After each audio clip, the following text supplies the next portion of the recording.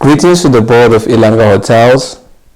We as trainee accountants of the Ilanga Group, we have conducted an intensive, rigorous research about cryptocurrencies, and we have came up with a solution with regards to the question of whether the company should implement the use of cryptocurrencies as part of their business model. So now, due to the unfortunate event of COVID-19, we couldn't have the pleasure to present this beautiful work we have done, to you guys. But I hope you enjoy the presentation, and we are actually looking forward to answer your questions in the coming weeks, if you have any, with regards to the report and the presentation.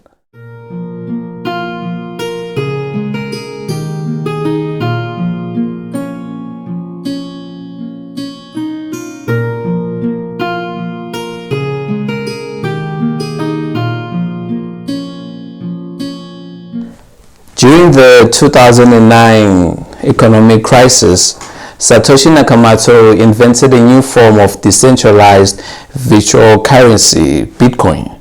This new form of currency is decentralized because it doesn't have a focal point of authority, meaning that it doesn't have no middleman. So in South Africa, the use of cryptocurrencies is becoming increasingly popular, and the South African Reserve Bank has distanced itself from the use of cryptocurrencies, and this inevitably places the entire risk upon the end user of this new form of currency, right? So that in itself has raised a lot of eyebrows with a lot of companies, with when it comes to the consideration of using cryptocurrencies as part of their business model. So now in 2016, an intergovernmental fintech working group was established in order to determine and establish policies which had a general consensus in terms of understanding and classifying what cryptocurrencies are. And this body comprises of groups such as the National Treasury, the South African Reserve Bank, the Financial Sector Conduct Authority, as well as SARS, right? So cryptocurrencies can be used for different things. They can be used mainly for three things, and I think only three things. They can be used for buying goods and services, investment, as well as they can be treated as trading stock. There are only two ways in which one can acquire cryptocurrencies. Cryptocurrencies can be acquired through a simple purchase by your credit card, and they can be acquired through Bitcoin mining, which is a complex, complicated process. So now, without any further ado, my fellow hardworking colleagues have worked tirelessly in understanding the VAT implications, the investment implications, classifications with regards to SARS, and how they are treated for income tax purposes. So we are going to present to you, the board, our findings, and as well as offer advice on how we should go about this as Ilanga Group with regards to this new currency. So without any further ado, enjoy the presentation and stay safe. Greetings to the management of Ilanga Hotel. As the background of cryptocurrency was excellently explained by one of my colleagues, let me quickly add on how this cryptocurrency is currently classified by the South African Revenue Services.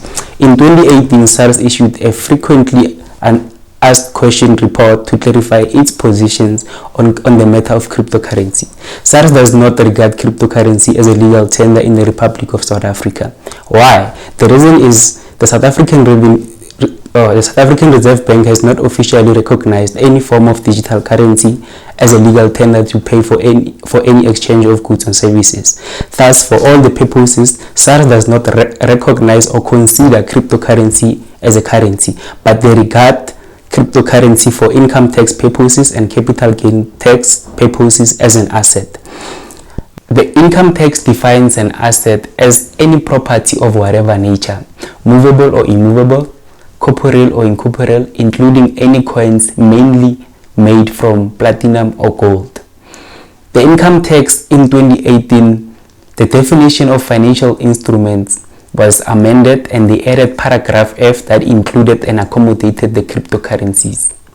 We agreed that an asset is any property of whatever nature. So from the definition of an asset, a cryptocurrency is regarded as an incorporeal asset because it does not have a physical presence and it is not tangible. Thank you very much. Good day. Today I'll be giving you a bit of insight on the VAT implications for cryptocurrencies. The Value Added Tax Act is there to provide for the taxation of the supply of goods and services and the importation by a vendor. Now looking at cryptocurrency. Cryptocurrency is not regarded as a legal tender. What does this mean? It is not a currency. Let's look at the definition of the currency in terms of the VAT Act. When you look at the VAT Act, you find that there is no definition for currency. So what's another word that people would usually use for currency? Money. When you look at the definition of money, it talks about paper, coins issued by the Reserve Bank or by any other country. It makes no mention of cryptocurrencies, so it is not money. What else would you think of when you think about money and currency? The financial sector. What's another way to put it? Financial services. So we go to section 2 and look at the definition of financial services, and it specifically includes cryptocurrency in terms of paragraph O. Okay, what are the tax implications that one would give for financial services? When you look at the VAT Act in terms of section 12, financial services are exempt for tax for VAT purposes. So what are the implications for the taxpayer in terms of us as Ilanga?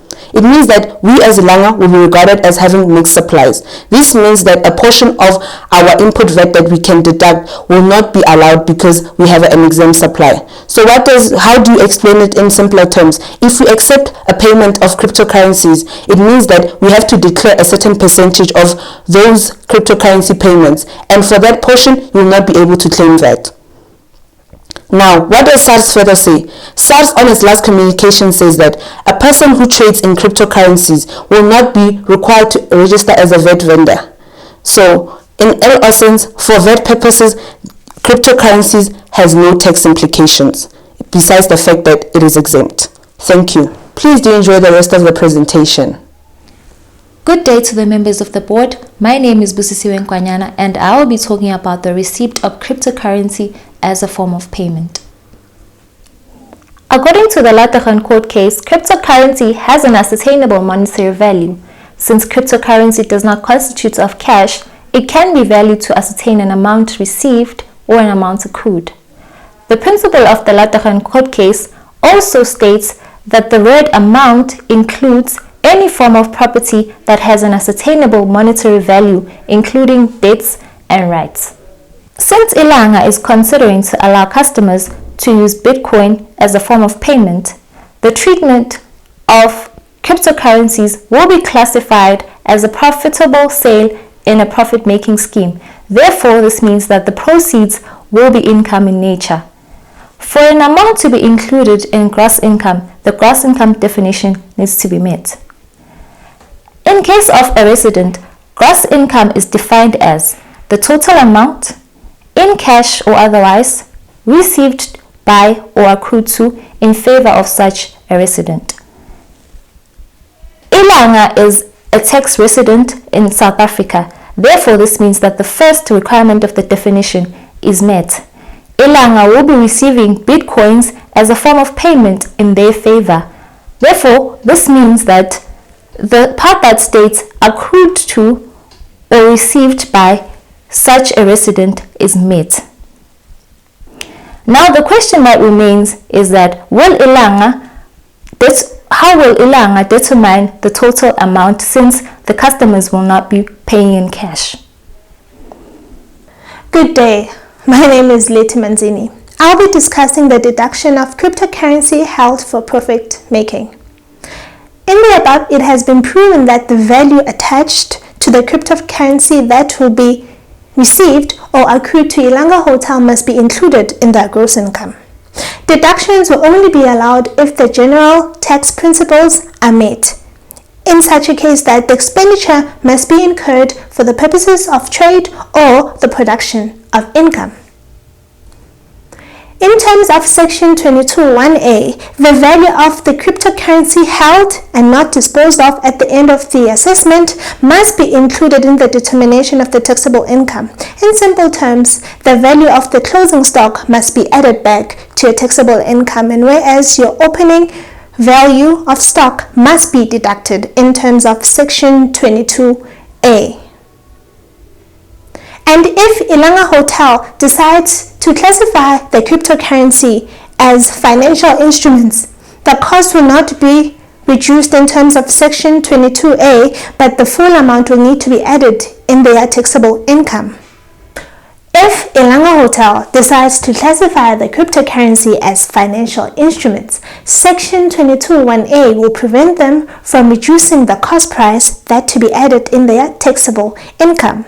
The cost price will be made up by the cost incurred by the taxpayer, in this case Ilanga Hotel, plus any other cost incurred to bring the asset in existing condition and location, excluding any exchange differences.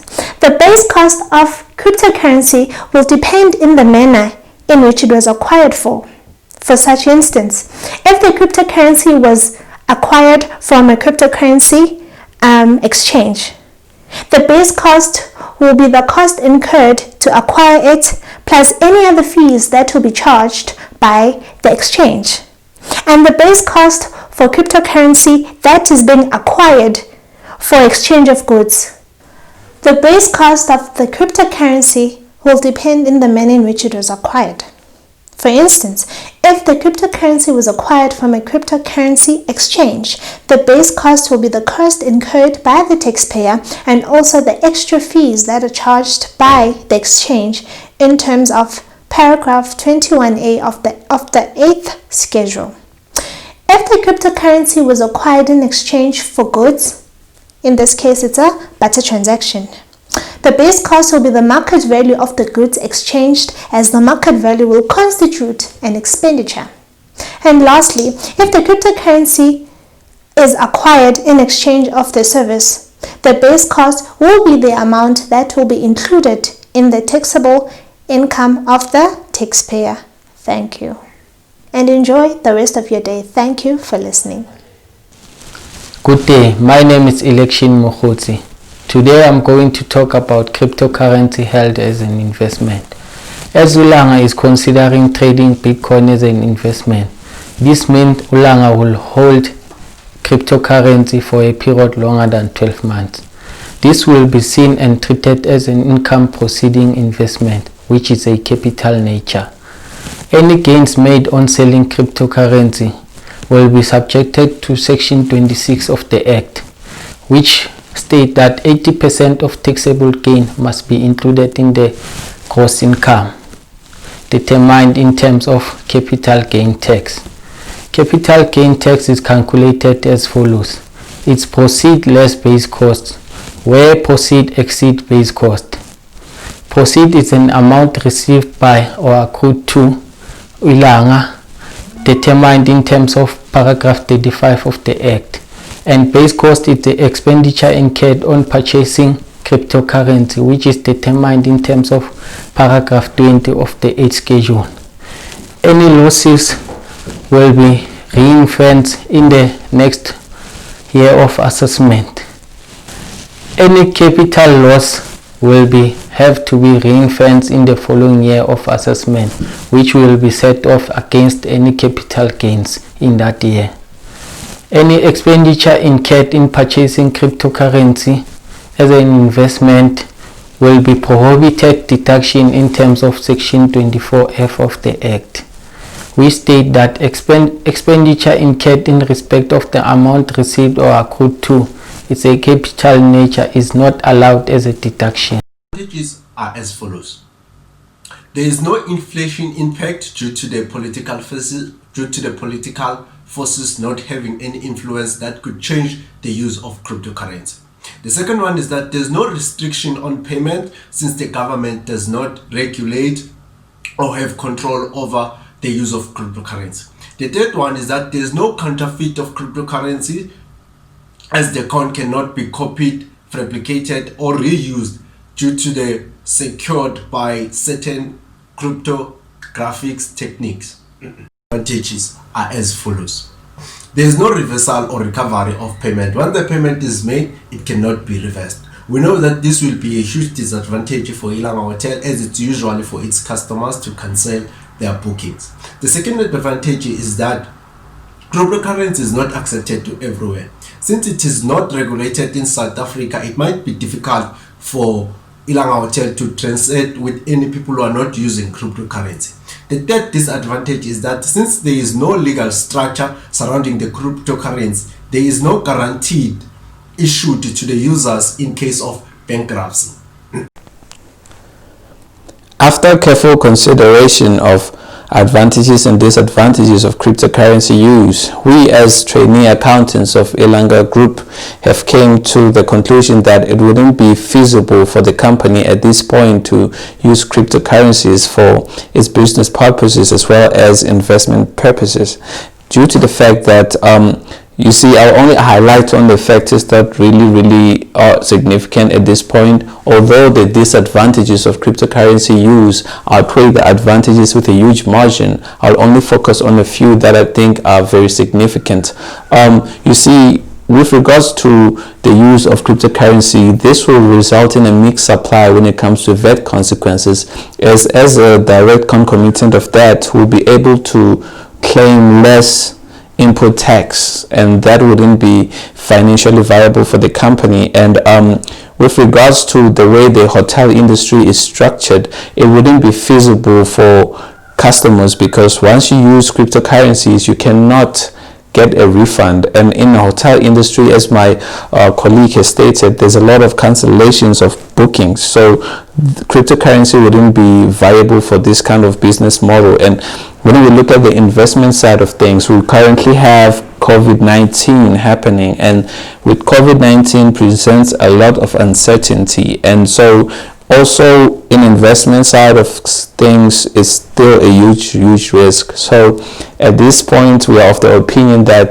Ilanga Group shouldn't use cryptocurrencies as part of their business model. So I hope this information is enough to help you make an informed decision based on our findings. Thank you.